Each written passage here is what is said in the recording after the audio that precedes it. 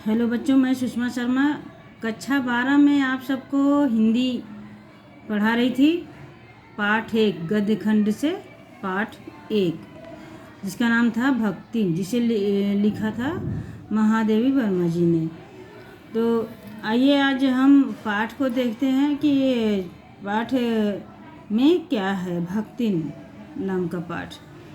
लेखिका की सेविका भक्तिन का कद छोटा और शरीर दुबला पतला था। उसके शरीर पतले, उसके होंठ पतले और उसमें एक विचित्र समझदारी थी। लेखिका के साथ अपने द्वंद्व संबंधों के विषय में बताते हुए वो कहती हैं कि उन्हें 50 वर्ष से संग में उनके रहती थी। वो भक्तिन का मूल नाम लक्ष्मी था, लेकिन लेखिका ने उसे गले में पड़ी कंठमाला के आधार पर उसका नामकरण भक्तिन कर दिया था। यहाँ पर बच्चों, लेखिका अपने जो सेविका थी, यानी जो सेवा करती थी, उनके साथ रहती थी, उसका असली नाम लक्ष्मी था। उसका नाम उन्होंने खुद रखा उसके गले में पड़ी हुई एक ताबीज को देख करके, क्योंकि भक्तिन नहीं चाहती थी कि उसे कोई उसके मूल नाम से बुलाए। इसमें भक्तिन की इच्छा भी शामिल थी। वह सेवा धर्म में अपनी तुलना हनुमान से करती थी। भक्तिन के अतीत को जाने बिना उसके स्वभाव का आकलन नहीं किया जा सकता। अतः लेखिका भक्तिन के पूर्व जीवन के विषय में बताते हुए कहती है कि वह उसे उसी गांव के प्रसिद्ध अहिर की इकलौती बेटी थी। यानी अगर हमें और गहराई से जानना है बच्चों इस लेखिका के उसके सेविका के बारे में, तो हमें पहले उसके पूरे परिचय को जानना होगा कि वो कौन थी। तो इसमें लेखिका बताती है कि उसी के गांव के प्रसिद्ध यादव अहिर की बेटी थी, एकलौती बेटी थी। बीमाता ने उसका लालन पालन किया। बीमाता यानी सौतेली माँ। उसका विवाह एक गोपालक पुत्र के साथ कर अपना पल्ला झाड़ लिया। पल्ला झाड़ने जिम्मेदारी से मुक्त हो गई। 9 वर्ष की उम्र में उसे ससुराल भेज दिया। बहुत कम उम्र में उसकी शादी करके उसे ससुराल भेज दिया। भक्तिन के पिता की मृत्यु होने पर बीमाता ने उसे देरी से सूचित किया। यानी जब भक्तिन की पिता की डेथ हो गई तो उन्होंने उसे देर से बताया। सास रोने पिटने के अपशगुन से बचने के लिए उसे यह कहकर मायके भेज दिया कि बहुत दिन से वह पीहर नहीं गई है। मायके जाने पर बीमाता के खराब बर्ताव का वह पिता की मृत्यु से व्यथित भक्तिन बिना पानी पिए ही घर चली गई। यानी वो केवल जब उसे उसकी सास ने बताया कि बहुत दिन से मायके नहीं गई हो, जाओ, तो वो जब मायके पहुंचती है तो वहाँ पर उसे असली बात पता चलती है, जिससे वो बहुत दुखी होती है और वापस बिना पानी पिए ही वापस आ जाती है।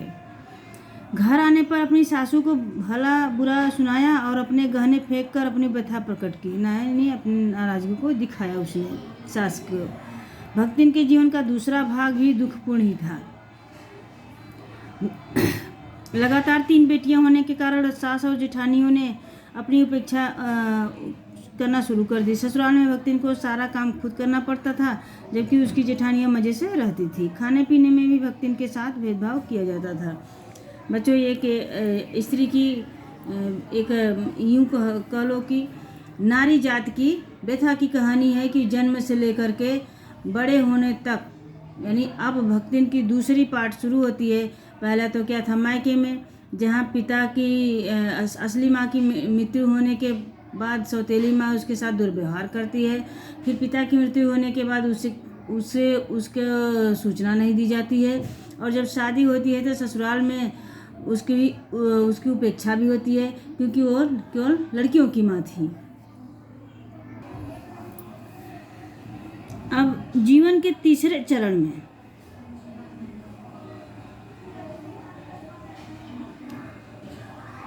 बच्चों, इसमें जब उसके साथ भेदभाव, खाने पीने तक में भेदभाव किया जाता था उसके साथ। भक्तिन को ससुराल में पति का पूरा सहयोग मिलता था, यानी पति मानता था।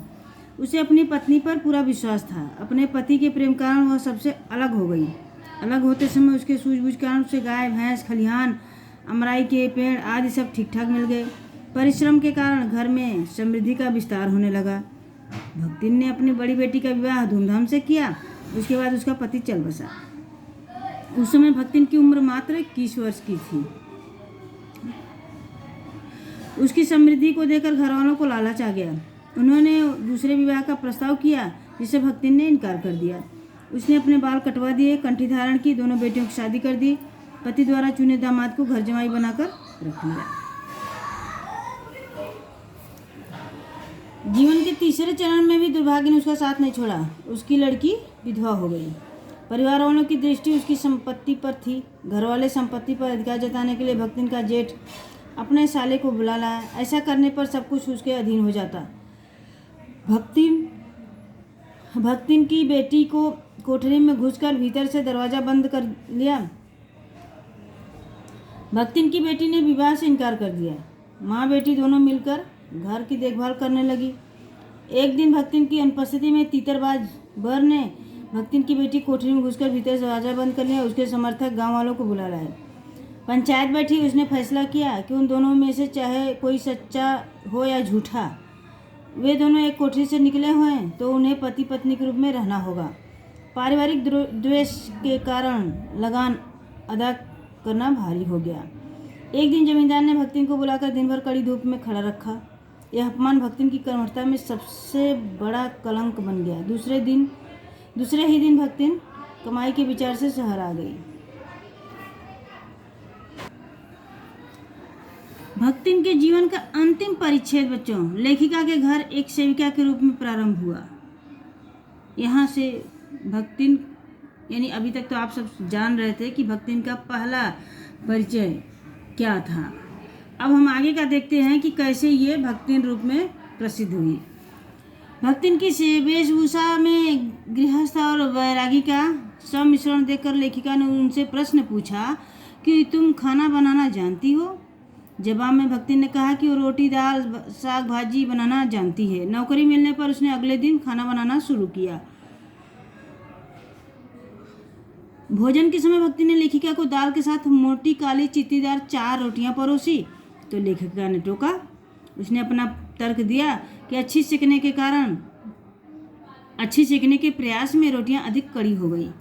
उसने सब्जी न बनाकर दाल बना दी।